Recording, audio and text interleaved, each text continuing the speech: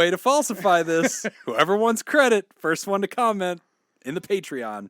Yeah. Thank you for the boots. Thank you very much. There you go. Now I'm officially a cowboy, Nick. Yep. Officially. You're like Been unofficially you're a cowboy. Reno for cowboy. Is that a thing? All hat, no cattle. Marlboro. From fabulous Las Vegas, Nevada, this is Pod Therapy. Real people, I almost said real cowboys. Yes, I am. And real therapists. Submit your questions anonymously at podtherapy.net or email us at podtherapyguys@gmail.com.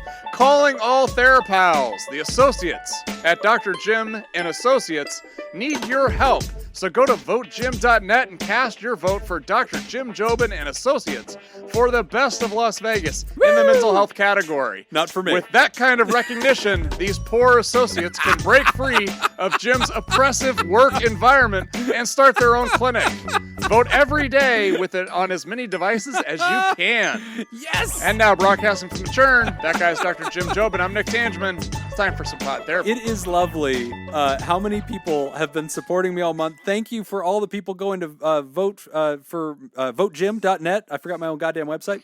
Thanks for everybody that's supporting me for Best of Las Vegas. And it's funny how people have justified this by not doing it for me. Like, it's, I'm doing it for the associates. There's a whole, like, stream of consciousness now that's vote for Jim's Batmom's son.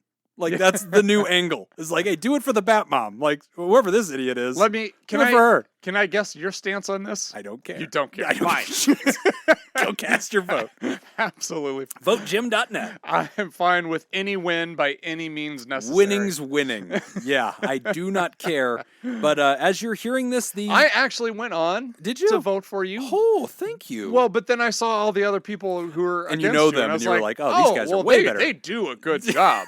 Yeah. So like, I know Jim personally. He doesn't deserve this. I can't do it in good conscience. Fine. But hopefully Laura will vote for me. So that voting is going on until the end of September. So remember, you can go to votejim.net. It will tell you how to vote for me. You can vote on every device, every day.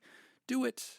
Do it now. Do it for the associates. Do it for the associates. Do it for the associates. Hashtag God free the bless associates. Yeah, free the associates. God bless them all. They're hanging in there. They're doing their best. So, but officially, if you want to go check out the Patreon, patreon.com/therapy, there was a lot. You can hear about Jacob's gambling tips and advice. You can hear about how much money Nick lost, as well as his girlfriend. You can hear about my gambling tips? Triumphant fight. I don't know. I wouldn't call it tips. You literally won money during the Patreon. Oh, well, that's true. That's winning gambling right there. I didn't give tips on it, though. I think you did. You said how you did it. I mean, and you could find out, folks. Shut up, Jacob. You're tanking my pitch. I'm trying to get people to go to patreon.com/therapy. You shouldn't do that. And you can hear about my triumphant fight against what we are now calling, I believe we settled on Vicious Yellow Jacket. Is that where we're going with it? It was a murder hornet. It was a murder hornet who may have also been a Vicious Yellow Jacket. We're unsure. It was a crossbreed. Definitely. Created in a lab that I fought to the death, which is not an exaggeration. It was to the death. That's it was true. to the death. That is true. It was to a death. Something died, but also somebody was wounded. Wounded hero. Hashtag save Jim. Is that why you're wearing a purple heart? Yes. I printed this out online, and turns out you can do that. And I just now I have this. It's ironed to the shirt, and I think it's very nice. And I think nobody's going to ever dispute this. Hashtag save Jim. I'm recovering well, and you can hear all about it at patreon.com/therapy. And exciting stuff. We've got a full show today. Lots of really good stuff, so we'll dig into it. First question. Hiding a diagnosis. This one comes from Anonymous. I like this one a lot. Hello. Hope you guys are doing well. I've recently found your podcast and have binged through it. I really appreciate the advice and the banter. I'm moving soon and want to look for a therapist in my new city. There's one big problem. I'm on my parents' insurance. I'm 23. I have a diagnosis that my parents cannot find out about. When I was in college, I was able to see a therapist through the student health services, so no insurance was involved. And after 3 years of therapy, I ended up walking out with an unofficial diagnosis of dissociative identity disorder. Now that I'm aware of the situation and had the opportunity to take a look at things with a professional, it's pretty obvious that this is something I'm really dealing with. But even so, I'm having a lot of trouble accepting the diagnosis. I constantly vacillate between feeling like I'm faking symptoms or just outright denying the reality of the situation. It's getting to the point where I know I need help to handle this and move forward toward accepting it. I need to see a therapist. Would it be unreasonable to ask a therapist to not include anything about my disorder of dissociative identity disorder into any of their official paperwork? I know insurance requires a diagnosis, but I'm also super depressed and wouldn't mind that being on my insurance. I'm just concerned that my parents would find a way to get their hands on anything that could be legally discoverable. I understand confidentiality and all that, but my parents have gotten around things like this before. Would it be okay to ask a therapist not to write anything about this particular topic down? How would you react if a client asked you that during their intake session? Any advice would be greatly appreciated. Thanks, guys. Anonymous. Is the writer a minor? 23 years 23. old. So Like, still on on the there. parents' insurance, though. Is that legally discoverable? Good question. Very good question. Welcome to the blurry world of HIPAA violations. I mean, that sure seems like it would just like I don't know Yeah. anything. That seems like it'd be illegal Yeah. to don't get that without know. your. It's tricky. It does get tricky. So, this is, again, some of the brokenness of the American healthcare system. Your insurance financier, your primary, whoever the person is that is the provider of that insurance, they do have some access to their insurance dependents because they're paying the premiums. And so it should be in some way discoverable. If you are getting all sorts of procedures and that's going to raise up my premiums, you don't just have some kind of diplomatic immunity from me finding that out, but I still have to pay for it. Like, there is still this like cause-effect circle here where I have to pay your co-pays and your bills. So I do have the ability to call and say, hey, Nick's Clinic, my son Jacob is a patient there. I'm the insurer, right? So here's all the proof. I need some By kind the of insurer, records. you mean the main I'm person the- on I'm the the insurance, primary. on the insurance policy. Yeah, Okay. I'm on the Not- primary. you're not saying that you're the insurance company. Right. And maybe I'm required as part of this proof process to pay for this. There could exist conditions. Now, is this common? No, I don't want to scare anybody here, but it is possible that they could say, yeah, I'm going to need some information here to pursue super bill claims or something like that. And you could say, well, we're not sending it to you. We're sending it to your child's address or whatever.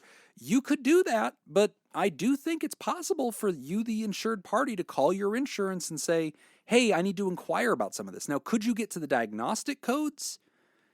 I don't know. You could definitely get to the CPT codes. I know what's you'll the get to difference? that.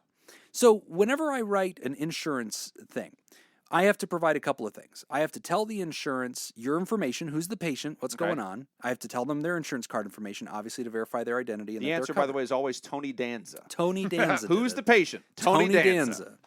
Hold me closer, Tony Danza. So then I have to tell the insurance two things. I have to tell them what the CPT code is, which is the procedure that I'm doing. Okay. So all of American healthcare is coded by these CPT codes. And basically, they So describe that's basically what we treatment. did. Individual Yes. psychotherapy. Yeah. Okay. Yeah, that would be the code. Yeah. So so all the different codes in healthcare, so let's say you break an arm. And whenever the insurance, you broke your arm and they, Thank you for doing that just for the bit. that was a Yeah. good bit. Or let's say you what is it, dislocated your arm. If you go into an urgent care, there you go. Also, that hurt more apparently than the break, but that's fair. You know, it does hurt Hurts. longer. So let's say that they shove your arm back in its socket. There's Ow! essentially a code for that. There's a code somewhere in the directory. They would write that down. They would send it to the insurance and say, we're billing you X amount of dollars. Here's the thing we did. This is the Okay. procedure code that tells you what we did. So that's essentially, the CPT code is that part. That part from my chair is going to say what Nick said, psychotherapy. It's going to be individual psychotherapy, and then it's going to have a minutes associated with it. 60 minutes, 45 minutes, 30 minutes, whatever. Usually something like 45 to 60 minutes. I think that's 90837. So that's going to be the code that I use, right? Now, the diagnostic code is an ICD-10 code, which comes from the international, what is it, Nick? The international something C of diagnostic. Pancakes. That was it. IHOP. So we have this joint set of codes that most nations use. We call it the ICD. I think we're at 11 now, 10 or 11. 10 still, I think. Is it 10? 11 still underway. So we have that set of codes, and we also have the DSM-5 codes. Anyway, I'm getting into the weeds. The point is, we have number codes that describe the diagnosis. That is different than the procedure. The procedure, psychotherapy with Jim, is the same no matter what. I don't charge differently if you have depression or you have anxiety. I just charge You got your a psychotherapy That's it. code. Yeah, that's it. So the question is, could the parents get the CPT code? Probably. They could probably discover that you saw a therapist. And it sounds like the writer doesn't mind. Yeah, Sounds which like the writer's still fine with horrifies me. Like you should be able to see a therapist completely privately and just use your insurance. Yes. But technically you always run the risk because it's a financial institution. Right. There can be some overlap. Now then, the diagnostic code is that, and I may have tuned out for a second there. That's fine. And I did too. Yeah. Is that a uniform thing across the board with the insurance company, or is that your own code as the service provider? Uniform. Okay. Everybody knows it. So if you ever got a piece of paper that said Jim saw patient on February 1st, Yeah. CPT code 90837, you could Google that. It'll say psychotherapy session. That won't surprise you. Oh, so the code are the codes Googleable? Yes. Oh, okay. And so then if it said diagnostic code and I wrote Z63.0, you could type that into Google and it would say relationship distress with intimate partner or spouse. Gotcha. And if you found out that your spouse was seeing me and that was the code, you'd realize, holy shit, you saw a therapist without me to bitch about me. Yeah. And so it's the cat's out of the bag. Now, again, to the general listening audience, does that happen often? No. Insurance companies are professionals. They can figure out pretty quickly you're not the patient, right? And that also just seems like a lawsuit waiting to happen if you're the insurance company. It gets weird fast, though, because there is shared responsibility and shared information by But being at the very patients under the least, same insurance. that's a PR nightmare. It gets weird. It Potentially gets weird for fast. the insurance company. So I guess all I'm saying is the writer's concern is not outlandish. No, I that's got a you. valid concern. It's a valid concern. Do I think it's the thing that should decide whether you go to therapy? No, because it's not that big. It's going to be tough to do. But I definitely respect you're concerned about it, and your parents have a track record for this. They wouldn't honor your privacy. So what It's a good about the question. writer's follow-up question? Would you be comfortable in saying, because the treatment is being billed as the same, This as gets we tricky. just learned, is what kind of ethical Yeah. grounds are you as the therapist in? What do you think, Nick? Well, The clinical dilemma. the therapist has to get paid somehow, and they're not going to get paid unless they have a diagnostic code on whatever they Gotta submit have to something. insurance. So Yep. there has to be something on there. And I definitely wouldn't want to lie as a therapist and put a code on there that I'm not actually treating. So Sure. So the two. But here's the thing too, like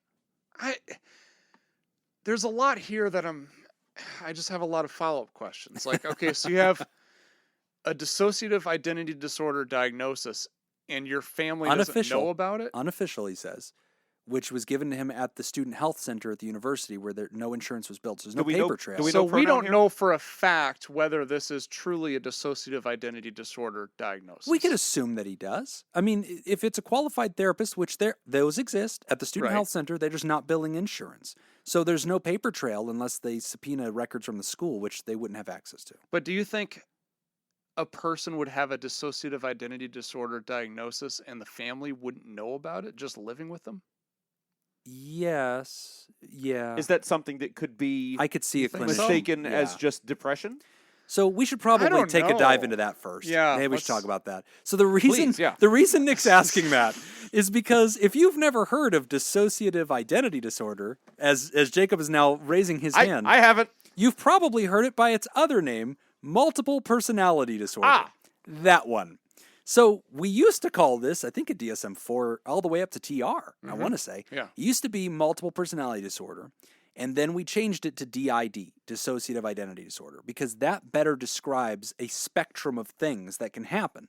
So it isn't just you're talking to Bob and then he blinks and all of a sudden he's talking to Susan and then she blinks and then all of a sudden you're talking to Jason. Like, it doesn't work like that, even though that's how comedy shows and stuff will do it. Right, that's the movies. That's the movies. Horror Dissociation. movies do it as well. What would do it? I said horror movies. movies. Horror Oh. movies, they love to do it. Like Yeah, that yeah. movie Split, Right. and they I would bet frame it horror as movies schizophrenia. do it as a worse service to it than even comedies do. Right. Yeah. Yeah. Great acting time, that's fine. Yeah. But DID for real is dissociation, the emphasis there. So there's 3 pieces to it that we're usually looking for: dissociation, derealization, and depersonalization. And you can have any amount of this in any kind of, scattering, which we have a way to kind of score it. We actually use something called the DES. I think it's the dissociative something scale. I don't know. I used to have to use it all the time when I was a student intern, because I just so happened to have the DID authority of Nevada, who wrote a book on it, as my supervisor. And so he would constantly feed me DID patients. And I was like, dude, I am a student intern. Why am I getting these? And he's like, it's fine, I'll walk you through it. And I'm like, oh my God, I'm unqualified for this. So I got them a lot. So I've actually had a lot of hands-on experience with it. So what are those elements? Because this is one that I've had one experience with. Oh yeah, oh yeah. Oh yeah. Yeah. Oh yeah. That one was. Oh yeah. Oh yeah. Kool-Aid man. The wall. Jesus. Put things back. Yeah, you should tell that story in a second, because there's a lot there, and that one out. That's the most severe case. That was an incredibly. That's severe the case. most severe DID I've ever seen. So that's the only thing that I've got to base this off of. I'm like, holy shit. So that's why I'm saying it's possible, because Yeah. you could render a DID diagnosis without getting to multiple personalities. You can have dissociation, which is sort of those blank-minded moments of tranceness, where if you've ever driven somewhere and then you get to the destination and you don't remember the entire drive, that's a form of dissociation. That's a light form of it. But people that are experiencing will feel like they've left the entire conversation. Is that not normal? Because that happens to me all the time. Well, it's an element. It's something that can happen. Yeah. Great. But obviously this gets increasingly more severe to the point where we'd render a diagnostic. So depersonalization is whenever you see yourself outside of your own body. You almost feel like your consciousness has left this, and you're almost watching the conversation from another perspective. And you might have a vacant look on your face, and somebody's like, hey, are you with me? And you're like, huh? Yeah. That might be a version of depersonalization. And then derealization is exactly what it sounds like. You feel like it's almost matrixy, like this is not the real world. Okay. I'm not sure if I'm dreaming or if it's reality. So when we see dissociation, depersonalization, derealization, up to the point of a clinically significant amount of distress, we're getting pretty comfortable saying this looks like DID, right? And then you've got your variants: mild, moderate, severe. Now, within depersonalization includes different personalities, literally switching roles. There's a different you in there. There's actually parts in memory. I don't want to say the therapist's name, but you've seen this workshop show up all over town. Parts in memory. And he was my mentor, so he taught me all about it, which, it's fine. I don't use the theory, but whatever. So yeah, it deals with a lot of that. So we've seen a lot of DID. I could see the student being diagnosed with DID at a lower level, which I think makes sense. It jives with the rest of the letter, where it's like, hey, sometimes I'm not even sure if I'm making this up, but then sometimes it's absolutely real, and I feel like I'm not faking it, and I'm in denial. That sounds DID-ish to me. I wouldn't be surprised. Now we should probably hear about an extreme case, which we've actually dealt with. Yeah. Well, the extreme case was a client that Jim and I had while working at one program. Hell of a nice guy. Oh, he's a wonderful guy. I would have bought a car off that dude. And actually, and it really winning smile, just really, the sharpest dude, so nice. Yeah, and really a tragic story. Yeah, very tragic. Very tragic. He had I don't want to go in a whole lot of detail. Yeah, maybe not the trauma story. But yeah, he'd let's survived just say personal loss. a lot of trauma. A lot of personal loss, and it was really, really sad. But he was an older, I don't want to say older. 50s. Yeah. But he would have experiences where, I remember one time he just kind of came to, and he was in a cab being driven home, and he was bloody, and his money was gone. Had no idea what happened. No idea what happened. Yep. And we thought so this was a rehab program that we were running. And we see him the next day, and we're like, hey, buddy, what's going on? He's like, I lost my ID and all my money. And we're like, piss in this cup right now. There's 0% chance that happened. How did that happen? He's like, I don't know. And we're like, yeah, you're full of shit. Piss in this cup. You bought dope. Clean as a whistle. Yeah. Clean as a whistle. Did you actually test him? Oh, hell yeah, we did. Yeah. Everything was clean. And we're like, dude, what happened? You didn't drink? You didn't use any drugs? Your roommate says you came home bloody with your shirt torn, and you're missing all your money and your ID. What happened? And he's like, I have no idea, but I know someone who does. Also, old man Jobin using the term dope. Oh, yeah. It's just wonderful. Oh, yeah. I'm a street lang. Got to throw that around. So we go, you know who did it? Or you know what happened? He goes, well, I know somebody who does. Yeah. It was him, his other personality. Oh. Right. So he had 3 that Yep. I was aware of. He had 3 distinguishable. Distinct personalities. One. Wow. One was a 6 to 7 or 6 to 8 year old child. Yep. And so what he would actually do in his apartment is he kind of learned to deal with this, and so he would have toys lying around in his apartment. Coloring books. Yeah. Yep. Huh. And the reason why he would do this is because if that personality took over, then the toys would distract him and keep him in the apartment. Yeah, he Right. didn't want him So he wandering wouldn't- around because he would Yeah. wander around at would the wander cognitive around. level of a 6-year-old. Right. Yeah. Yeah. The other one was a teenager. Yeah, if I scrappy though. remember Wasn't he like a correctly. really Yeah. badass, like Yeah. scrappy rebel without a cause? Which was young probably adults. how he got beat up and got Yeah, jumped. because Yeah. the Yeah. guy, the default guy, nicest guy you've ever met, open up doors for you, very charming, So the affable. teenager guy was a The jerk. teenage guy was a douche. And so what would happen is he would be in situations where he'd be, whatever, on the bus, and Yeah. then he'd switch. And then in the switch state, he would suddenly just start acting like he had a lot of swagger, just being a dick. Body language would change, facial expression change, different name, different He'd identity. asked to buy some Right. dope. Dope. And that made it really hard, by the way, for him to recover from drugs because the default version of him wanted to be sober. Yeah. But like the teenage version of him was capable of anything. Right. And so this Which- version of him got in a fight on the bus. What and the interesting thing about that, so I always, because I had no experience with this, and so part of me was like, okay, if he is addicted to drugs, Okay. this is a great excuse to have. Right. So we're like- Very like- convenient. like, yeah. oh, So it first wasn't we were me. like, I bullshit. said- yeah, so I was Yeah. kind of like, I was really like hesitant and kind Yeah. of questioning this whole thing. Yeah. And then one day he walks Wait, I in- just now called. He was in the program. Yes. I thought you were talking about a coworker. No. Oh, no. That's why I was he was surprised that you would actually made him Piss actually in a cup. test. Oh, no, Yeah, he's he a was- patient. That yeah, makes he was much a more patient. sense. Yeah, he Okay, was a I client. missed something completely. Yeah. Yeah. So one day he walks in with his roommate, and his roommate just has this like scared look on his face, and is like, "Hey, Nick, I got somebody who wants to talk to His you." roommate was a nice guy, too. Oh. Really, Yeah. like, Oh, yeah. They it were was very great. We loved them wonderful. as Yeah. a couple. And he's like, "This is Peter." And I recognize, yeah. and it wasn't Peter. Yeah, I we're don't making up remember that what name. the name is, Yeah, but yeah. but his 6 or 7 year old personality had a name. Yeah. Ah, And so he's like, "This is Peter," and that was like code to me, like, Do something. "Oh, this is yeah. the kid." Yeah, take over. So I was like, "All right, come on in, Peter. Yeah. Have a seat." And completely different guy. person. No fake. And yeah, no acting. No and fake.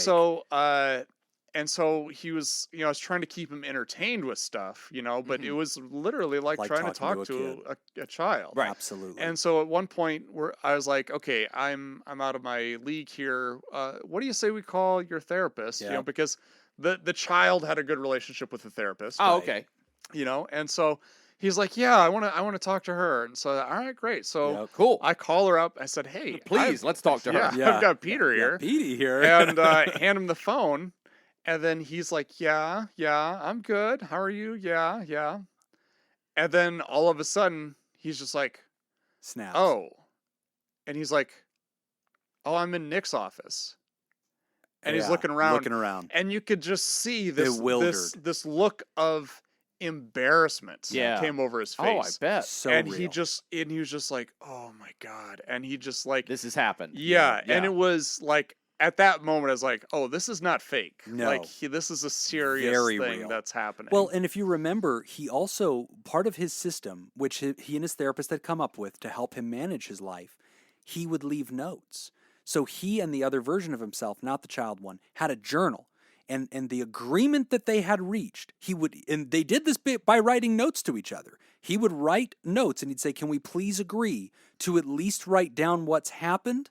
And if there's anything we need to know, like, hey, cops Okay. are looking for you, you owe somebody money, he's going to hurt you, like, please. And so they came to Let's an help each agreement. other out. Yeah. Yes. And so they had a journal in their house, his house, that he would write notes to himself. right. And that particular one, he was upset because the other him had not left any message to let him know how he had gotten beat up and lost his money Yeah. and everything. So it's now obviously that is a very extreme version of Right. dissociative identity disorder with multiple personalities. Yeah. So in this writer's case, obviously, we can assume they're having a lighter version of that. By the way, writer, in case I've stoked any fear in you, it's not like you gravitate toward this more severe end of the spectrum. Yeah, I don't that's think not you how need it to works. worry about it like getting worse. No. This right? is where you're at or it's not. Yeah, you're where you're at. Yeah, you're fine. And yeah, so to answer the question, is it possible that you have a DID diagnosis and it's legit? Yes, because it can be lower on the spectrum than the patient you and I have had. Yeah. That was a very special case. That seems like an extreme And case. It was up there. Very extreme, and as far as how often that would appear, Very very quick. very rare. Yeah, No, I yeah. mean like as far as like the case, like Oh. you don't see cases. No. like No. That was a very unusual Incredibly case. rare. Yeah, very peculiar. So to this question of like, when it comes to the notes, what would Prevalency, we that's write? what I was thinking. Prevalence, yeah. Very rare. So, writer, what would I do? Is it okay to ask the therapist not to log the DID? Yes, for several reasons. First, it's not their diagnosis. So if you come in and you tell me, That's true. yeah, you can Oh, tell me whatever yeah. the hell you want. You can sit down and be like, I have patients do this all the time, and they'll say, yeah, I'll say, what's your psych history? Have you ever talked to a therapist before? Yeah, I've been diagnosed with PTSD. I've been diagnosed with, ADHD. Great, and I'll write it. Do you even care? I'll write it in the note. I'll write it somewhere, but not the diagnosis. Okay. Like that's for me. Like I'll write notes to myself and say, Nick says he has a history of So ADHD. for the writer, Yeah. that note isn't going to the insurance I company. don't give a damn what your past therapist but, said. but I'm no, the boss. but that's not Yeah. that's not going anywhere else. No, that's for me. That's Yeah. staying in your office. That will That's never yours. go to the. Yeah. Yeah, no, the insurance ain't getting that. So I'm not going to write that down to start with, right? When I ask you what brings us here today, and you say, well, I've been going through depression lately, and I did see a therapist in college, and you know what? We were dealing with a lot, and they did give me a diagnosis of DID. That might be true of me. I don't know. I struggle with that. But I'm here for depression. Or is this even Great. something? Mhm. I didn't even think about this. Is this even something that you'd recommend? Just like don't even bring it up. Well, I think that the writer wants help with it. Okay. I think that's actually. I mean, if you don't want help with it, don't talk about Well, it. no, but- I don't mean don't bring up any of because you can go to your new therapist Right. and you can basically do the same thing that you did with the first therapist. If you want to Here are double the issues. opinion, Here are yeah. the issues that I'm dealing with, What and do you here's think? and I feel like I'm depressed. I feel Yeah. I feel this. I feel this. Yes. And you just don't say right. I saw this I other already saw therapist who this. diagnosed me with this. So you could So you're being do that. completely honest. Yes. You're just not being completely forthright. You could do that if you want a second opinion, which many people do. They don't give away the answer to the quiz. They want to see what you think, right? Which is fine. But if you describe these symptoms, yeah, any therapist who's trained to do, they're going to recognize DID, and Okay. they might not diagnose it because some therapists are scared to. I won't unless I give them a scale, but also because I don't usually need to. Like, there's other present issues, right? Right. So it's also not necessarily something I have to do. So to cut to the chase here, if you come to me and you say, hey, man, they called it DID at the college. Here's all cards on the table. I have very probing parents. They are unhelpful. Yeah. I fear that they will invade your records against your will or go to the insurance. I'm concerned about this phrase being attached to me for the rest of my life. Okay. I'm dealing with depression. Are you comfortable not writing DID? Yeah, I'm fine with that. I think I would be fine with it too, especially if there's another diagnosis that Yeah. we're working on. Yeah, I do have to justify like- treatment. Right. So something has to be put on there. But Right. like But they said that depression. mood disorder. It could Well, be anything I mean, generic. the writer said they're really. happy for depression Right. to be put on the piece of I paper. would be comfortable with that and I would tell them, let's start with your depression. And you Yeah. know what? I'm not rendering a diagnosis of DID, but I want you to feel safe talking to me about it. Yeah. So here you go. And I would, in my case, I'll show them my notes and go, here you go. Here's what it says. Are you comfortable with this? Yeah, it just says depression. Yep, that's Cool. it, buddy. Because I want the patient to focus on therapy. Right. Now, there and is... you want the patient to trust you. That's it, and I want them to say, you're a safe guy to talk to about my DID. Yeah. I'm not wearing a wire, man. And if I'm going to guard you, that's the first task I need to do to earn your trust is prove that I at least know more about the healthcare system than you do. And we'll be okay. I'll enough. take care of it, right? Now, this does invite a very big ethical dilemma that therapists have been having since we've had the paid healthcare market that we have, which is sometimes you have patients that want help for something and they do say, please don't diagnose me with this. But in order for us to get paid for a living, we do have to write something down. And if they don't have another thing, do we make up something else or do we write what we clinically believe is the truth? And this is an ethical dilemma because you might say, well, tell the truth, Jim. Well, who deserves the truth? The patient deserves health care. Right, Why the does the patient deserves insurance treatment. get to ask me about this? I'm the expert. Why do I have to submit anything to their scrutiny? They have a CPT code. They don't need the rest. And if they're going to insist on building a system that I have to show my clinical notes to them, an uninvited party who shouldn't be part of this conversation, then fuck you. I'm going to write down unspecified adjustment disorder and you can go kick rocks. But other than that, you you're know, happy when, with it. When you talk like that, you look like Tucker Carlson. I don't know if you knew that. And my voice goes up and up and up until I become does. Ben Shapiro. And you look so confused. I don't understand. So there why. is a huge debate among the clinical community because there's one group that says we didn't build the system, but this is the system that exists, Yeah. and it's insurance fraud, and you are held to the ethical standard of telling the truth to the system. Oh, well, for the patient, they can choose to pay by cash. There's other methods, but you're beholden to the financier, and that's insurance fraud. Tell the truth. But then there's another camp that says your first allegiance is to the patient. Do what's best for the patient. The insurance just needs to pay the bill. They don't care, so just write something generic and justify that however you need to so you can sleep at night. Yeah. Jim has solved this problem by leaving the system Yeah. and said, F you insurances, I won't work with you. What I'm hearing is this is something that the writer can work You can on ask. with the There's with the nothing wrong with therapist. asking. Yes. Now, but you need to know there is a debate among the therapist community. I would say the large majority of them are going to say, it does not bother me to just write depression down. Don't you worry. And depression is a stubborn mental illness. So I don't have to explain why it hasn't gone away in 6 weeks. Right. Right. So it's not going to be a problem. It's going to dominate the rest of our work. You got a lot of mental depression illnesses is in, that- you yeah, got a lot of mental illnesses that you do have to explain at the 6-week mark. yes, A lot of them, yes, really? yes. That's what the insurances are paying the ass, Oh, Jacob. for the insurance. I Yeah, see. I see. What you Only mean. for the insurance. Yes, I see what you mean. After 6 weeks, the insurance like, and why isn't he better yet, Jim? I And it's gotcha. like, shut up. Like, because I didn't he realize still you were needs still help. on your insurance, Jack. Yeah, no, I'm still on my I hate insurances bit. So, Oh, it's even worse for substance abuse. oh, horrible. Oh, I bet. Substance Yeah. abuse. Why It's did like- he relapse again, Nick? Yeah. He's addicted to cocaine. Because it's a chronically relapsing condition? And Well, it's like, you I guys don't are know. obviously the wrong fit. Right. Okay, send him to another rehab in our area. Yeah. You mean he needs more than 1 day of withdrawal management services? This is bullshit. Give him Yeah. Tylenol and tap water. He'll be fine. It's ridiculous. Yeah. Healthcare providers, our hands are so tied, we have to negotiate. Anyway, to the writer, I don't think it'll be a problem for you to say, here's my concern, here's what's going on. Almost any therapist is in the back of their mind going, yeah, that's fine. I'm writing major Yeah. depressive disorder the entire time. I think and the don't care." majority of therapists will work with Even you if on it's that. in remission, I'm writing major depressive disorder in remission. And I Yeah. can justify treatment now as preventative. So I don't care, right? Yeah. And if we ever get to the problem where your insurance is denying you, then we would sit down and have a discussion, Yeah. right? And perhaps we would decide you want to go a different route or, whatever. Then I would tell you what, but to start, I don't think it's going to be a problem. Yeah. There's probably a small contingent out there that are like, nope, I do see the DID and I'm writing it down right now. I'd like to meet the therapist who on day one is diagnosing DID. Give Right. me your badge and your gun. Right. There's no way that you're diagnosing DID on day one. Not gonna happen. And if you're rendering another professional's diagnosis in your intake, that's not your diagnosis. Like, you Right. shouldn't be writing it down. So, short story, I think you're safe to do this. Ask the question. It's not unheard of.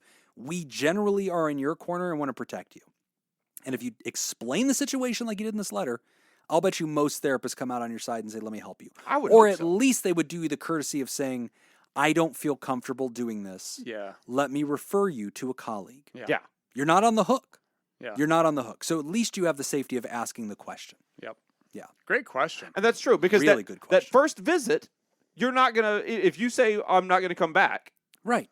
then there's There no is nothing. diagnosis going in. There's no nothing. Yeah. Mm-hmm. I mean, No harm, no foul. Yeah. I mean, they're going to try to bill for that one session. course. They still will. So they will send something to the insurance. But again, I do not think anybody's diagnosing DID when they talk to you for 60 minutes, they Yeah. ain't writing down DID. Even if you did an assessment, they're not writing down DID. So Yeah. I'm not doing it. Even in the first session, I wouldn't do it. So good question. I love getting into the weeds. And anytime I get to bitch about the broken insurance system is a win day for Jim.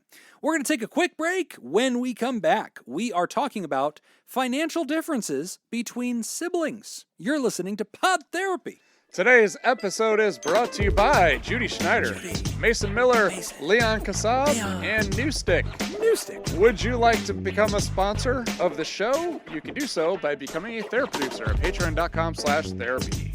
Our trivia theme today, I know I teased it last time. This time it is. Okay. It's the Bible. Oh, this time you're not doing geography inside of the Bible? This one is really the Bible. Thank all right? goodness. Okay. All right, I got this. What state is directly north of Oklahoma? I'm kidding. All right, That is kind of Bible-y, actually. Here's your question. You should have taken, like, ancient city names that are currently modern city names, like Canaan, Texas. Oh, yeah. Oh, that'd have been good. I still got time. All right, according to the Bible, who has seen Yahweh face to face? Is it A, Jacob, B, Abraham, C, Moses, D, no man has seen God at any time, or E, no man has ever seen God and lived? Ooh. If you'd like to join the Therapy Producers to they're make the all show dead, possible, Tangeman. go to patreon.com/therapy and sign up. Again, that's the safe answer. patreon.com/therapy. They're all technically They died dead. eventually. Somebody died. Eventually. So, I mean, that is the safe spot. All right, so the options are Jacob, Moses, Abraham. None of the above. None of the above. No man has seen God at any time. No man has ever seen God and lived. Okay, nobody at all, and then anybody who... But then that doesn't There are people qualify. who have seen him. Yeah, so if and one of did those not, stories was person saw but then was immediately stricken dead, then that would have been the last answer. But Yeah. we all know that none of those people instantly died. All right, Jacob, Abraham, and Moses. Jacob wrestled with a figure that we presume was God. Arguably, a face would have been spotted and all that, though some say that was the Son of Man, Jesus Christ. Abraham interacted with God, spoke to God, ultimately saw an angel with a sword or an angel that delivered the ram and spoke. The angel of the Lord, which is a rare figure in the Bible, some believe is a avatar for God, but wouldn't count as the name that you mentioned. Third one would be, what do we get? Moses? Mm-hmm. Moses goes up onto the mount to get the 10 Commandments. I don't think has any direct interact. Well, There was a 70s porn star involved. There's or at least that. the bush. There's See what I there's did the there? Ark of the Covenant. I'm going, okay, I could argue Jacob. I'm going to go with probably no one has ever seen the face, not and lived. So you're going to go with E. I think it's E. Wait, you're going... Wait. Nobody's seen or nobody has seen it and lived? I'm going to go with just nobody has seen. Wait. Yeah, I So that was guess. I mean, D, you have wasn't 3 it? options or everybody, which is kind of hard, but whatever. For the sake of it, I'll go with nobody has seen. Oh, wait a minute. It's a trap, I think. Is it? No, you wouldn't trap me on something like this. I don't know. I don't think you could trap me I'm on trying to something figure like out what this. could be the trap. I'm like into here. this weird 4-dimensional chess, and Nick is like sitting here reading it out of like a Sunday school novel. Nick and I are playing Go Doesn't care Fish. at all. Yeah. I'm sitting here like, oh, but Jesus said, if you have seen my face, you have seen the Father's. But then those aren't options, and his disciples didn't die because of that, but they did die. So then that's the safe answer. I'm going with nobody has seen but these are the face of God. Okay, whatever. I'm going with nobody at all, period. Not death, just nobody. Okay, D. That was a lot of work. Okay. Jacob. Okay. Just because of the name. He picked his own name from a fucking hat. I know it's something. I know it's like I he feel who like that's wrestled the with safest God, choice. I think or that's the something safe like that. one. Jacob's Ladder, I think that's the safest choice. What's the answer? And yet you Correct. didn't pick it. Oh, here we go. They're all correct. I knew he was Oh, gonna They're all correct. Every answer is correct. Yeah, yeah. And Boy, Go ahead. I just feel really good about saving time. Tell us there. about F. Tell us about option I just F. feel really good about saving a lot of time. I on knew my you were answer. going to do They're all that. good.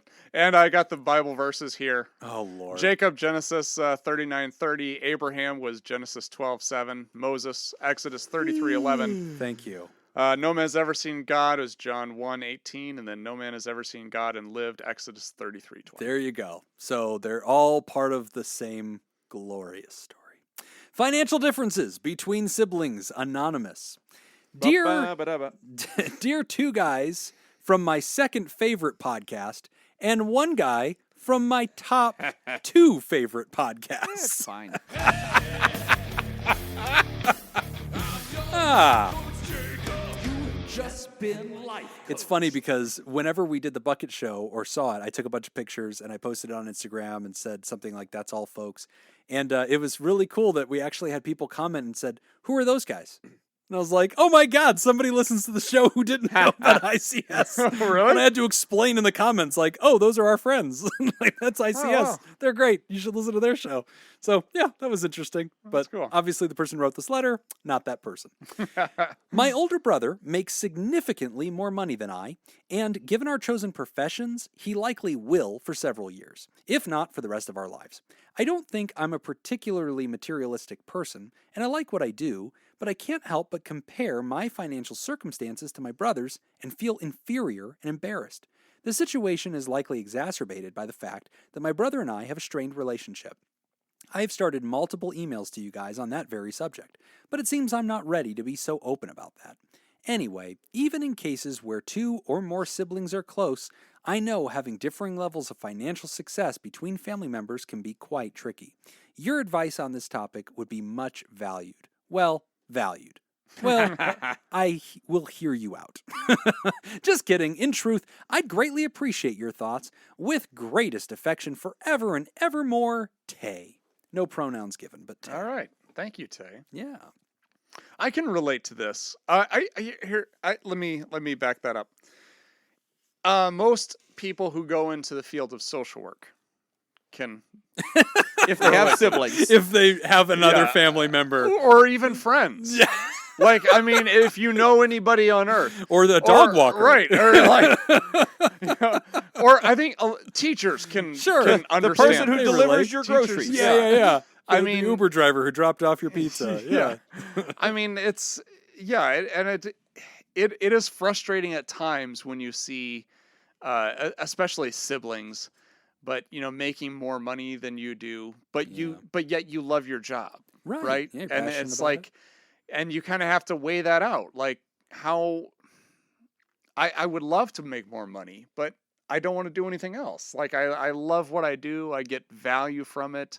So how do you kind of balance and come to terms with that? Yeah. I don't know. I know what I've done to Okay. deal with that, which number one, just work myself out of Murdered your brother. There's that. Yeah. Yeah. You Yeah. don't have a brother anymore, do you? No. debt. No. Life insurance. No, yeah, That'll that's help. true. 2 birds, 1 stone. Solved all the problems, Yeah. really. But no, I mean, for me, it was really just an issue of working out of debt. And then I felt like I've gotten more out of my money, what Mhm. little I had. And so that provides a little extra freedom. But I still can't do a lot of things that like a lot of my friends who make way more money than me that they can do. I don't have Mhm. that kind of financial freedom. Yeah. And sometimes that is a little depressing. But you have to kind of make a choice. You're like, okay, I either come to terms with this, Mm. or I do something different with my career and I Mm. do something to make more money. Yeah. And you kind of get to that point where it's going to be one or the other, but to keep yourself in this constant state of turmoil is going to be It's hard to live unhealthy. there. It's hard to Yeah. live there. Yeah. And it's so relatable, I think, that anybody would feel resentful of a sibling, right? Yeah. And it's such an interesting thing, right? Because Especially if your sibling didn't deserve it. yeah. Like if they're just a terrible person. Yeah, then sure, f them. Yeah. But yeah, it's a hard thing, right? Because I think all of us, if you enjoy your family, if you enjoyed growing up with your siblings, you're rooting for them. You Sure. you definitely don't want to see them fail. Like that would be bad, and you want them to be healthy. You want them to be happy. It makes you feel peaceful to know they're okay. But I also understand where you naturally constantly compare and you ask yourself, like, are they doing okay? Am I doing okay? Mhm. Like, are they more successful? And that's a really hard thing to ask because, again, I think that one of the big things we've talked about on the show, how dangerous, personal comparing can be. Yes. With social media, with family That's what I was life. going to say. Like, you don't want to do this with anybody. Yeah, Yeah. family reunion with your own friends. Like, if you're That's content with your hard. life, be content with your life. It's a Yeah. hard thing to achieve. Yeah. And there's a lot that goes into it. But I would work that's on hard. that. That's the Yeah. key. Like I make more money than my brother does. Mhm. My brother and I we're the only 2 siblings, Mm-hmm. and my brother is a school teacher Mm-hmm. Great guy. and loves to travel. Mm-hmm. So he has a job that allows him 3 months off every year, and he can travel the world, and Right. he can do all of the stuff he wants to do. His in-laws live in Cambodia. Oh, wow. So they get to go to Cambodia usually every year. Wow. Now, obviously, the last couple of years have been exceptions to that, Mm-hmm. but they can do that, and as far as I know, there's no ill will. Sure. Between, if anything, I am certainly jealous of his schedule. Uh-huh. I would love to have more time off. Right. But But as siblings, it's natural to you could slip into that really quick if you don't tell yourself, wait a Plus, minute, I'm just rooting for everybody. You could also slip into the idea of believing that your sibling has the same opinion that you do, when really that's not the case. Sure. You know? Sure. And that's the thing, is I could be wrong. Like what I'm saying right now, I don't think he has any problem with both either of our lives. Sure. I could be wrong. Right. Sure. But I mean- I would just work on, like, I'm good with my life, and I shouldn't say I'm good with my life. There are things in my life that I work on, and I'm trying to adjust things with my work and everything else, just like everyone is. Sure. But I think, as far as I know, I think my brother is happy with his life and his work and all. Yeah. It And comes up. I would work on that. I would That's work on gonna it be from the that key. angle. That's gonna be the key. I mean, we all have siblings in this room, and I think that for me, They're not in this room. no, We no. all in this room Yeah. have siblings. comma, apostrophe. So yeah, like I think that it's first off, I want to validate you, Ryder, because I think even if I don't think this is weird. no, not at No, all, no. not Yeah. at all, and it doesn't mean you're petty, and it doesn't mean that you're No. ungrateful or that you don't love somebody. It is natural because your sibling is your first rival. They really are. And a big part of human growth, like you see this with all mammals, really. I mean, you got bear cubs, and like they're wrestling out in the dirt, and like, yeah, it's your first rival, and they sharpen your skills. You defeat each other, at games and in life, and Right. and your parents do this to you growing up. They'll be like, oh, Chris over here, he got A's on his math test. You know why? Because he didn't go out with the boys and play in the yard. He sat here and studied. You need to be more like your brother, and that's really hard, but they're your rival in some ways, and you are forced to reckon with their lives as another model of what your childhood could have produced. So it is very natural to feel the way that you do, Tay. I think that that's a natural thing, and I like that you're kind of grappling with it by being honest. I think you're allowed to say, sometimes I feel inferior, I feel embarrassed. And my big advice to this wouldn't just be don't feel that way, right? That's not fair. I like you authentically processing that because I think the more that we discuss it and think through it in a healthy way, the more that gets out of us and it puts things in perspective. Definitely. You look at your sibling and you say, well, there are some things that I feel proud of myself about, and you compare a little bit and maybe that gives you a boost. Or you look at them and say, I just sincerely am rooting for this person, and I'd much rather they be successful than in danger or something bad. And maybe that helps you put it in perspective. But you authentically grappling with it, I want to tell you, is not petty. It is not, a bad thing. It says nothing about who you are or your character. This is your first rival. It's always going to be a standard in your life that you will be compared to, just like you'll be compared to your parents. And they'll say, oh, by your age, I own 5 houses. Or, like this kind of stuff gets thrust upon us. I don't think it's avoidable either. I don't think that it's avoidable just even comparing yourself to a sibling. I think we just naturally are always comparing ourselves to other people.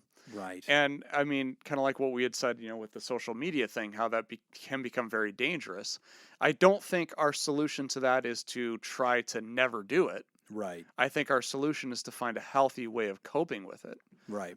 Because I think it's kind of it's natural. I don't think we're ever going to get to that point where I never compare my life to somebody else's life. Sure. I can try my best not to, and I can be grateful for what I have. Right. But there's always going to be that component there. So I kind of have to figure out what I want to do with that. Do I use that to better myself and to motivate me to do something? Or do I come to terms with where I'm at and I focus on the great things that I have in my life and Right. I love to appreciate the life that I have? I don't know what the right answer is for that, but I think it's going to be conflict. It's just naturally going to come up. I think it's just, again, it has to do with how we deal with it in a healthy way. Yeah, which is oftentimes discussing it privately, in a healthy space like you're doing here, like hopefully you're doing with a helper, And I do think that that's part of what we do. So there's a theory in psychology called systems, family systems theory. This is apparently what I studied in college, but never got a license in, so I don't care. But it's actually really, really useful. And it wants to discuss things like this, like how does that affect you growing up, being compared to a sibling, having a strained relationship with that person, having them just so happen to financially be a little bit ahead. What does that mean to you and how does that shape you? And so it's good to explore that. And in many ways, it can reveal things about yourself and your life and your ambitions, the way that affects things like your personal values and what you want in life. Sometimes you'll wake up and realize, I don't even want this thing I've been pursuing for 5 years. I'm only doing it because I feel like I need to prove something. Why? This isn't my life. Like, I don't even care about this. Like with Jacob's story, his brother's just living his best life because he knows what he wants. Right. He's not trying to impress anybody, just living his life. And that, I think, is a more authentic reality. Mm-hmm. It's a really good thing to explore, though, Ryder. And I think very relatable. Lots of people get this. You're a good person. And you know what? Again, discussing it.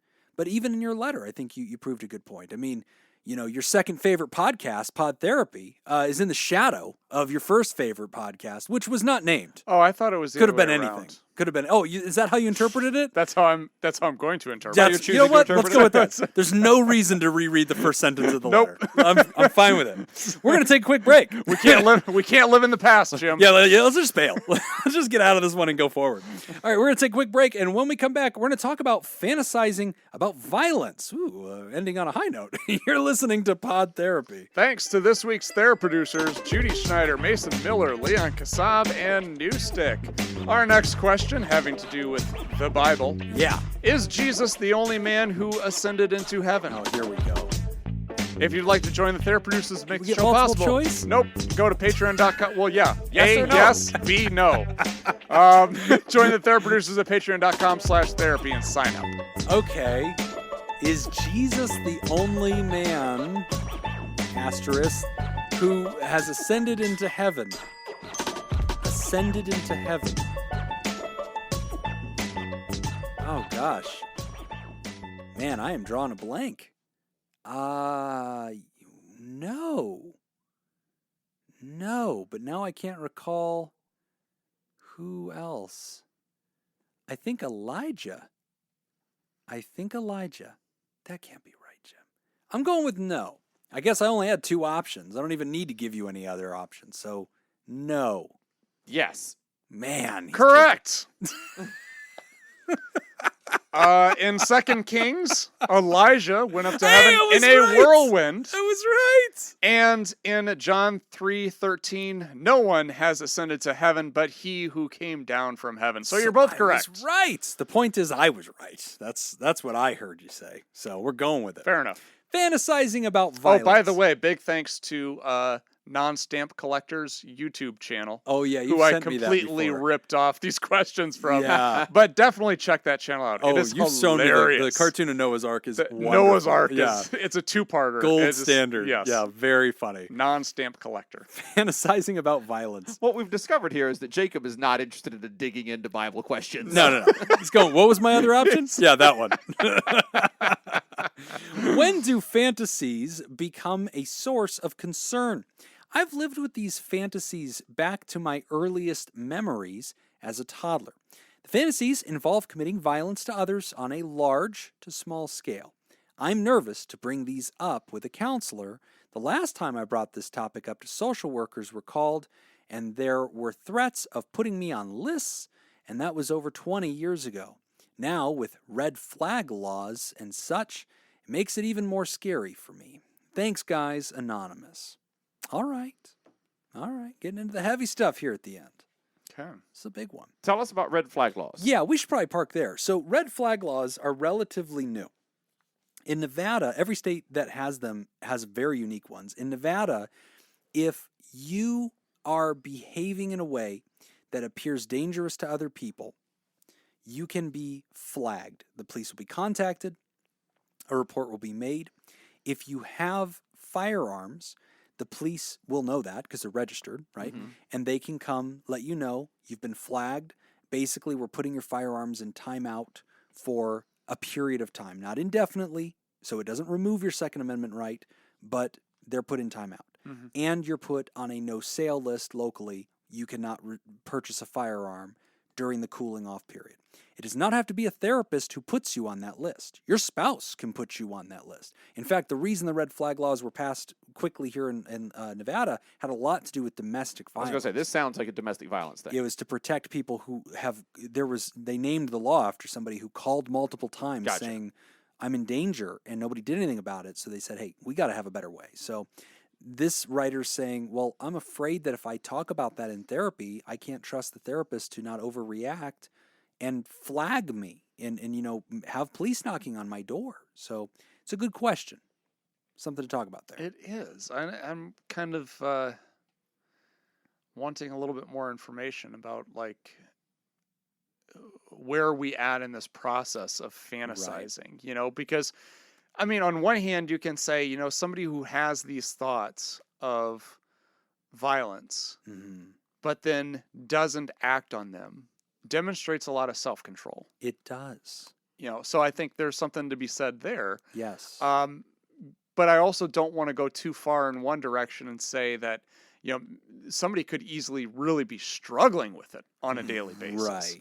And then my response to this may be a little bit different. Right. So it's kind of hard to say right now from the information that we've really got. I don't know. Yeah. So given that this is only a few sentences long, just a quick little kind of scope of the range that Nick was just talking about, from little to lot.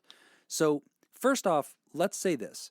If you tell a therapist that you're having thoughts, fantasies, and this letter's titled Fantasies, Right. You're saying, I've had these thoughts, these fantasies of hurting myself, okay? We'd call that ideation. That particular type of ideation is called suicidal ideation. The same is true on the other hand. You say, I've had these thoughts, these fantasies of hurting other people, small scale, large scale, whatever it is. Okay, that might be classified as homicidal ideation. That is not unheard of. We are totally equipped to handle that, and that does not require a response from us. We're curious, and we're going to ask more questions. If you've listened to the show for a while, you've heard us talk about the baseball diamond of first, second, and third base when it comes to suicide. Same thing exists for homicidal ideation. First base, I have these thoughts, I resist them, I'm not doing anything with them, but I've had them, and they bother me, it scares me. Okay. Second base. I don't like them. I don't like these thoughts. And sometimes it's like, I do like these thoughts. Sometimes people with suicide are saying, well, no, I'm having the thoughts. I'm not afraid of having the thoughts. Yeah. I'm having the thoughts. And actually, that's typical. Same thing with homicidal ideation. Second base, I have a plan, a practical plan. I've thought about how to do this act, hurting myself, hurting others. And it sounds pretty tangible. Third base, I'm getting ready to do it. Like I'm actually setting days and times. Yeah, I'm doing the next steps. Home base obviously is heading toward action. So where's a therapist going to intervene? We're usually going to intervene with suicidal ideation. We're intervening toward third base. With homicidal ideation, we're intervening the second your foot hits the second base bag. Okay. As soon as you have a practical plan and you're struggling with the willpower to not do that, we're going to get involved in a more direct way to help you. Now, what does that mean, writer? Does that mean we're calling an ambulance coming to get you? No, there's very high criteria to commit somebody under psychiatric care. In Nevada, we call it a legal 2000. I have to prove because think about this, okay? We were just talking about amendment rights. You have rights in America, and one of those is the habeas corpus. You have the right to a trial before your right to freedom can be taken away. Somebody has to have judicial power, and it's usually temporary, to arrest you and take you against your will and remove your personal freedom. So judges and juries can do that after an exhaustive process. A cop can do it under suspicion with charges because they're empowered by our community to wear the badge, carry the gun, and do this temporarily, but you can't be held indefinitely. And the only other entity that can do that is a therapist. And so we have the ability to do that, but there are very high standards. And so again, you don't have to be very afraid that you can't talk about this without people reacting. There's usually a pretty high standard, and I'm telling you what it is. If we think that you're struggling with doing the action, we're going to help you help yourself. And that's not a punishment. You don't want to do it. That's why you're talking to a therapist. That's why you're writing into a therapy show. You don't want anybody to get hurt. You've fantasized about it. You struggle with it. So if it got to that second to third base area, yeah, we're going to get involved. We're going to try to help you with that. So to first put it in perspective on the lower end of the spectrum, just thoughts. The lowest possible end of the spectrum is what are called intrusive thoughts, right? These thoughts bother me. They pop into my mind. They're violent in nature. I'm scared of them. I don't want to do them. That's not me thinking. That bothers me. Okay, those are intrusive thoughts. We consider those involuntary. Homicidal ideation's different. I think about this, I fantasize about this, but I don't want to do it, right? Then you have the bases. Now, there's another end of the spectrum, which could be visualizing violent things constantly, almost at a hallucination level, delusionally thinking about death a lot, and plotting violent acts. Sometimes that is a feature that we might see with something like schizophrenia. It can actually be adjacent to psychosis. It can be delusion. In that case, we want to hear about this because we want to get you medicated. So I had a patient, this is a long time ago, so I feel comfortable talking about it. I had a patient struggling with exactly that thought. And so, writer, I think I want to humanize you here for a second because you might be scared to even write in and sound like a monster. I had a young man, very good person, and he let me know that he was having exactly these thoughts, and it would constantly haunt his dreams, and it wasn't scary to him. He didn't think, oh no, I hope this doesn't happen. He'd think, I think about this all the time. And he even had a written manual for what he was going to do.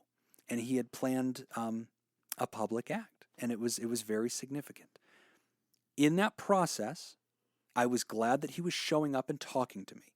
That, as Nick mentioned, demonstrates resilience. It demonstrates that you're trying to get right. He was being honest about it. He had family in the home. We had made sure that he had no means to commit any of these ideas that he had. We had a safety plan in place, so we were starting the actions. Over time, I realized this particular patient had schizophrenia. And so together with his family, and this was an instance where the family was very religious. So religious, in fact, that they thought this was demon possession. And so I got to wear that hat where it was like, okay, the fact that I come from this tradition allowed me to speak to these people as a clinician without their distrust, without them just saying, you're just one of these science guys. So I was able to talk to him about it and say, here's what I think, right? But I speak your faith language. I understand why you think this. I think this young man needs medicine. And so together, they took that step of getting him to a psychiatrist, something they were absolutely against. But over the course of our work, we got there, got him on medicine. These thoughts went away. And ultimately, he became a whole different guy and realized how deep this had gotten, okay? I was glad that they came in for therapy. I was glad that they were willing to do it. And that's the key component, is I want you to feel safe talking about this. Did this young man get arrested? No. Did I call the police and warn them about him? No. Did we have an understanding, the whole family and I together, about exactly when I would take action and what that would look like and what our safety plan was? Yes. Did I feel comfortable quarterbacking this very difficult situation? Yes, but it was a hard moment. It was the top of my scope. That is the highest level of my scope to be able to practice and manage that well. And it was a great story. Ended well. Kid got healthy. Family thrived. Medicine worked. I worked with them for a long time. We had to juggle medicines for a while before we found the right fit. So that story, writer, is to humanize even a scary situation, to tell you that it's okay if you're having scary thoughts, and sometimes it's part of another type of mental illness, and there's medicine for that, and there could be solutions for that. But there's a broad spectrum here between unwanted intrusive thoughts and psychotic fantasy that's becoming more and more an action plan. The key component that I want for you to hear is I just told you a story about somebody who had a very serious condition and a very serious plan. We handled it, writer. We handled it. And I'm not the world's best therapist. I'm barely even Nevada's 180th best therapist, okay? Well, that's not even Nevada. That's just Las Vegas. That's only Las Vegas, yeah. So not even in the top 10. We're not getting into Reno. No, we're not even including Reno. Jake's in Reno. I don't hold a candle to Jake. So no, writer, I'm not an unusual therapist. Most of us are going to handle that well. I understand your trepidation. I understand why you'd be nervous, okay? But even if they did say, oh, gee, I want to make sure you don't have any guns in the house. Let's make a plan together. Well, writer, that's not the worst thing in the world. And your Second Amendment's not going to be taken away. They might just say, would you agree with me that while we're doing therapy, we can have a safety plan that might include what to do with your weapons? And that's very common. Even people that are suicidal, we might say, do you have weapons in the house? Yes, I do. Can we give those to a friend for I was going to say, I've held weapons for people. Held weapons for people. Put a gun in my safe that Yeah. is somebody else's gun. That's right. And and it just lived there until they There's were no they were flag ready law. for it to come back. Didn't need to do anything. And it was just between us. Didn't knock on a door. Just say, hey, do you have Yeah. a plan? Can we agree while I'm your therapist and I'm working with you? It would make me feel like you're taking our work seriously if maybe you remove your weapons for a while we Yeah. do this. And you know what, Ryder? I'd hope you And in think that about case, that. it's not something happening to you. No, It's you're it's part of the something that plan. You are, it is. Yes. We're working together to make a plan. Teamwork. And this is, we agree on the plan. We figure out the plan. And then we enact that plan. That's it. The most important thing, Ryder, that I could say to you today, two things. One, Nick's right whenever he says, hey, buddy, or ma'am, 20 years of fantasizing about this, that demonstrates resiliency. You're stronger than you realize. You deserve credit for all the ways that you've coped over these decades to get through this. And you're not a monster. There's a big history of a lot of folks struggling with this. Sometimes it's a little bit more serious of a mental illness. Sometimes it's not. You're not a monster. The fact that you listen to this show and you're writing in tells me that maybe you want to get some help. You can't help your thoughts, but you can control your behaviors. That's and it. it sounds like that's what you've been doing. And one of those behaviors is seeing a therapist. Yeah. And I would encourage you to do that. I realize the distrust. I can't promise that every single member of my profession will handle things perfectly. I know there are those who might fumble this. Yeah. And even if that happens, Ryder, that's not that bad. You're not getting locked away forever. There's no Arkham Asylum. This is not Batman. I think taking that risk is better than taking the risk of doing nothing about it. Especially if you feel yourself crossing those bases, Ryder. Yep. If you're at first base and you're looking at second and you're struggling with that, get you to a therapist, okay? And also, go talk to the therapist. And it's not like you're going to sit down that first day with the therapist and spill your guts. Maybe not. You're You might warm up to them, get a feel for them, let them know who you are. Yeah. And you're then let them going to have a conversation with someone, and they are going to gain your trust. Yes. And after they gain your trust, I think a lot of the fears that you expressed in your letter there are going to go away.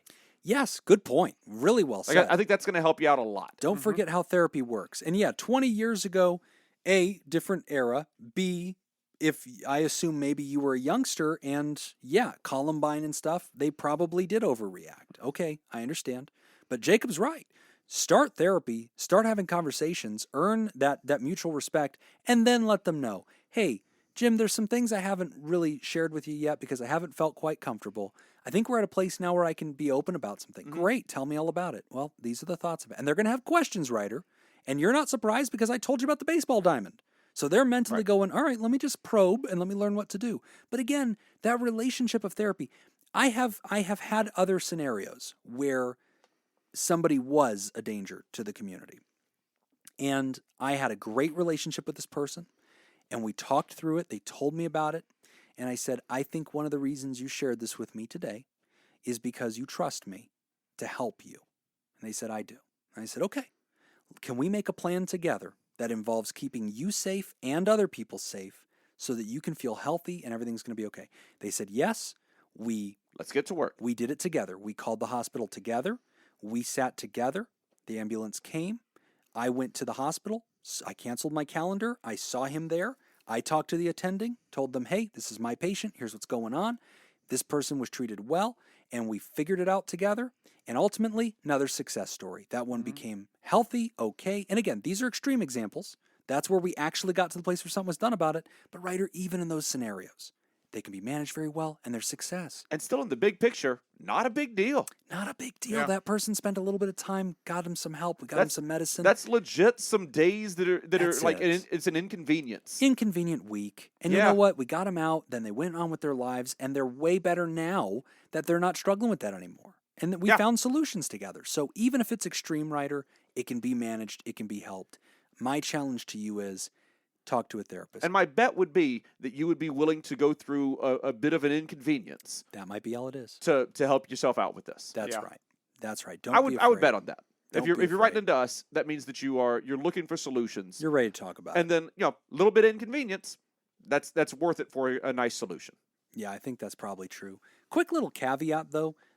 This is one of those rare occasions where I'm just going to go ahead and do some healthcare navigation for you. Do not call TalkSpace, BetterHelp, any of those guys.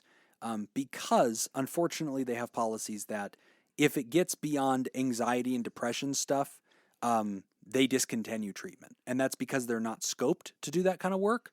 And so they just have a policy where they just won't. So it's actually better for you to go ahead and get started with a local therapist, somebody who can really take the time to get to meet you in person or over telehealth, but somebody local.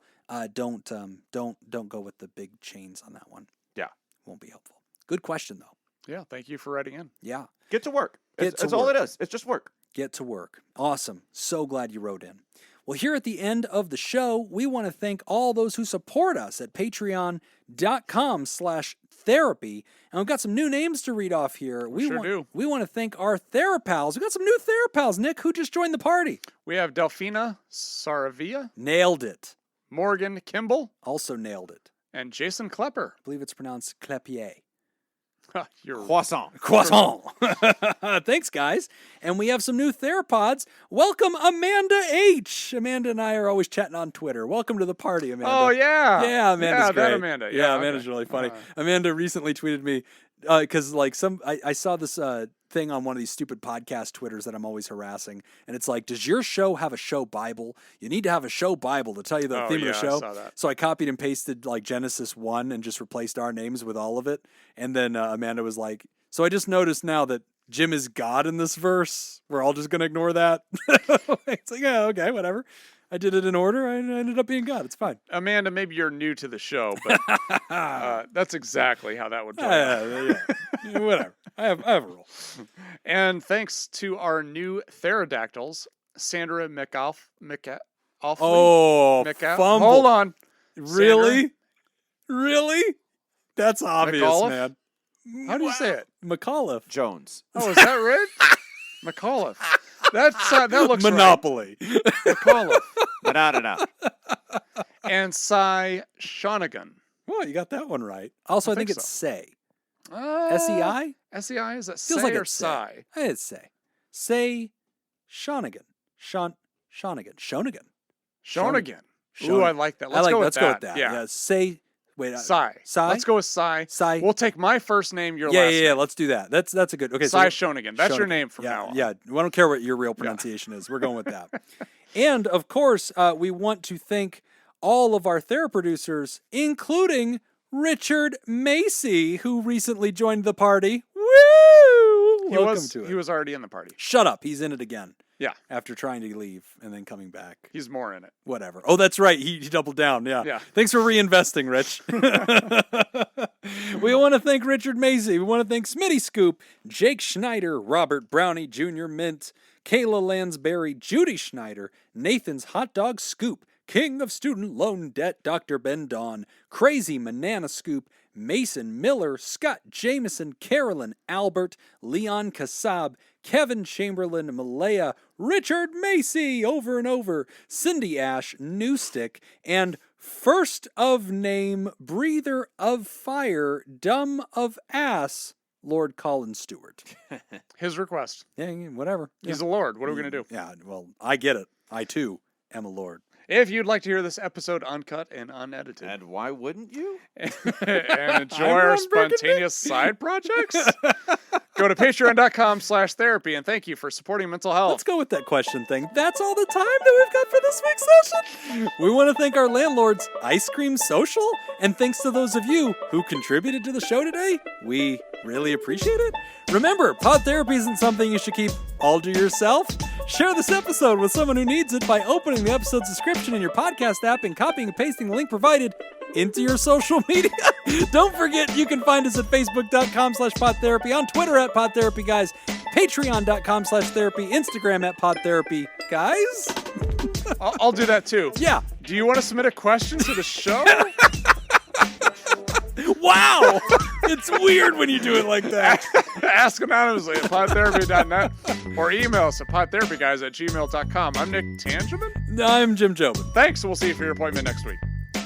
Bing, bing. Well, By if the I would way- have known you weren't going to take the Bible question seriously, I would have tried a lot less hard. Right. I feel like you took it as seriously as it deserved. That was the right amount of seriousness. He did quote verses. I mean, what that's else do about you as want? serious as you're going to show for the party.